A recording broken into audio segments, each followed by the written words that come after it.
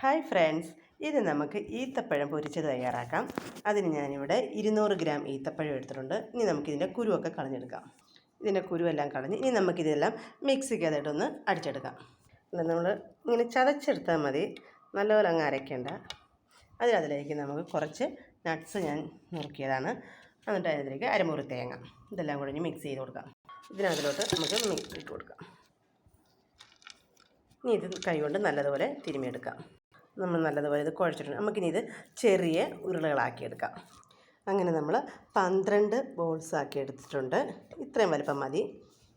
ഇനി നമുക്കിത് തയ്യാറാക്കാം. നമ്മൾ 1 കപ്പ് മൈദാപ്പൊടി എടുത്തിട്ടുണ്ട്. അതിനകത്തിലേക്ക് നമുക്കൊരു 1/4 സ്പൂൺ ബേക്കിംഗ് പൗഡർ ഇട്ട് കൊടുക്കാം.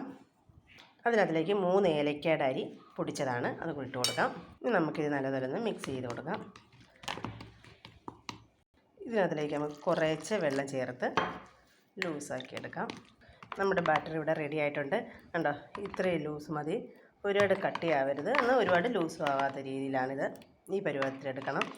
ഒട്ടും കട്ടിയാവരുത്, കട്ട പിടിക്കരുത്. നമുക്കൊരു ചീഞ്ചട്ടി ഞാൻ അടുപ്പത്ത് വെച്ച് കുഴിയുള്ളൊരു പാത്രം വെക്കണം. അതിലേക്ക് വെളിച്ചെണ്ണ തന്നെയാണ് ഒഴിച്ചിരിക്കുന്നത്. ആ വെളിച്ചെണ്ണ ചൂടായിട്ടുണ്ട്.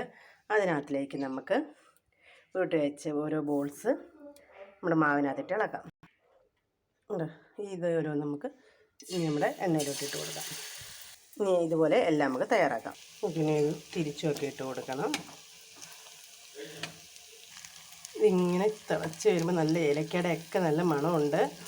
കണ്ടോ, ഈ കളറ് ഈ ഒരു പരുവാകുമ്പോൾ നമുക്കിത് വാങ്ങി മാറ്റാം. അങ്ങനെ നമ്മുടെ ഈത്തപ്പഴം പൊരിച്ചത് ഇവിടെ റെഡി ആയിട്ടുണ്ട്.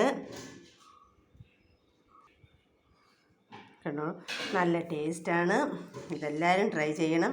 ഇഷ്ടമായാൽ ലൈക്ക് ചെയ്യുക, സബ്സ്ക്രൈബ് ചെയ്യുക, കമൻറ്റ് ചെയ്യുക. ഞാനിതൊന്ന് പൊളിച്ച് കാണിക്കാം. ഇനി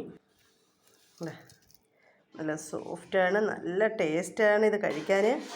എല്ലാവരും ഇത് ട്രൈ ചെയ്യണം.